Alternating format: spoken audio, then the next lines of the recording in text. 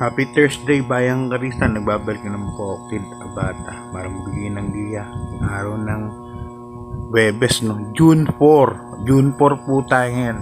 Nagkamali ako ng pindot. June 4 pa lang po ngayon. At birthday po ni Brother Arpil Sese, yung nagko-collate ng mga trainers tip natin. Sa kanya po nanggagaling yun. Ay isa-isa niyang pinipm po ang mga trainer natin para makakuha ng tip para lang sa sa bayang karista, no. Siya po ang source nun. Arpil Sese, happy birthday June 4. Yan. Taga Sampaloc yan. Isang napakabait na tropa natin yan. Tagal na rin na kaibigan natin yan. Happy birthday, Bro Arpil Sese. So, kamusta naman po yung pangarera nyo kagabi? At yun nga, no? Maiden races. Our Glory kagad ang nanalo. Akalahin mo nakapasok ng Balya. Second race naman si Yana Las. Grabe ang inumento, 1.13 medyo. Samantalang ang pinaka magandang tempo lang na 1.16. So, ang laki ng in-improve. Ang galing ng Gigaral, paano. Saka napabor sa kanya yung senaryo. Nagkalitsahan si Mr. Havisham at yung looking cool na Naliamado. Third race natin, syempre, kay Boy Tapik pa rin tayo. Supreme. Dihado pa rin. Tapos yun pa ba Dihado? Pasailing. Yan, Dihado rin. Nagbigay pa yung pick 5 ng 600. Take on man na medyo malaki yan. Okay, start na tayo. Bayang Karista, race number 1. 3-year-old and above maiden race. May 7 race tayo. Distansya natin puro 1,400 meters. Medyo magulo po kagad itong race number 1. No? Apat yung tingin ko may panalo. 2, 3, 4, 5. Yan, may mga panalo yan. First case ko rito, number 3. Sterling Pounds. Jay Pastoral.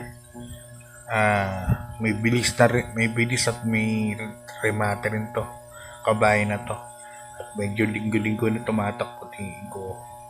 May nasa kondisyon, no. Second case ko yung number 2. Bossing Gray.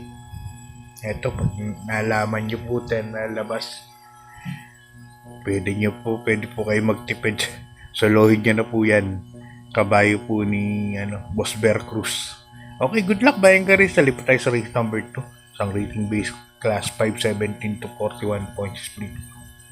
At bibigyan ko lang kayo ng warning, no? Dahil June 28 na po ang ating araw ng Maynila at lalaki po ng premyo. Grabe. 700,000 pitong special races. Kaya ingat-ingat mo sa pananaya. So, yung mga nagpapababa para sa karera na yun, kaya marami tayong makikitang hindi bibigyan ng importansya rito sa karera na to at sa mga susunod pang linggo, mga next 2 weeks siguro. First case ko rito, number 4, Saving Sunset, Gigaral paano sasakay. Ito naman, parang kinulang lang po nakaraan, pero maayos ensayo niyan. Second choice ko, numero 1. Yan, question de labas. California King, sa ni Pops Caballeo. Okay, good luck Bayang Karista. Dagdag na lang po kayo. Di pa tayo sa race number 3. Rating base class 357 to 70 points. At dito meron tayong 9 runners Bayang Karista. First choice ko rito, numero 8. Chancelicious, pati dilemma sasakay. Walang mauuna dyan. At tingin ko, medyo may mabilis dito. Perfect delay, Charge the Castle. Medyo may bilis din yan. Pero tingin ko, Lucky Mama, mabilis din. Pero dito ako, Chancelicious.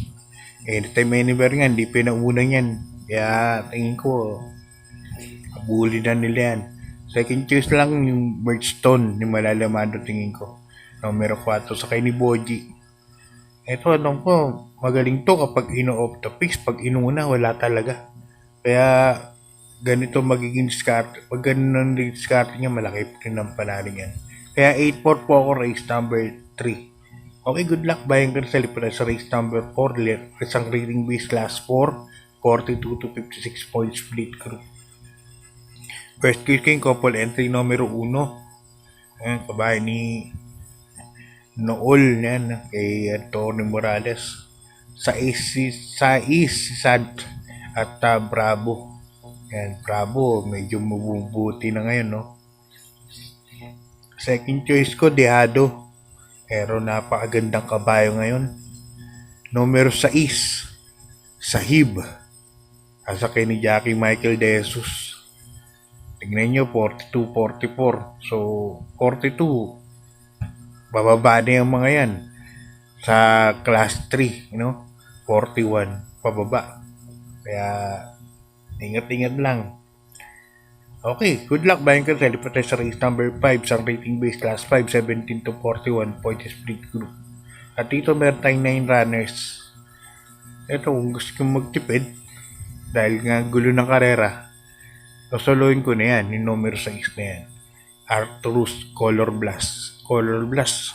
Napadpad lang sa balya nakaraan, pero ang lakas ng remate.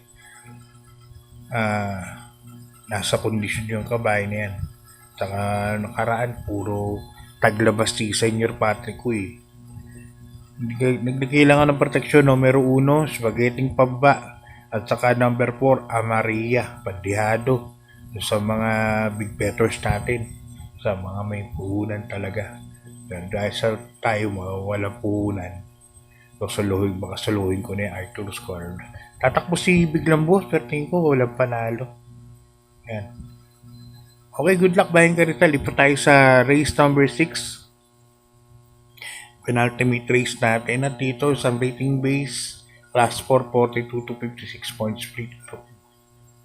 First case ko rito sa kay ni Tanggol de la Cruz. Numero 10. Tasha. Yan. Ganda ng numero. Baka may pwesto ni Tanggol to.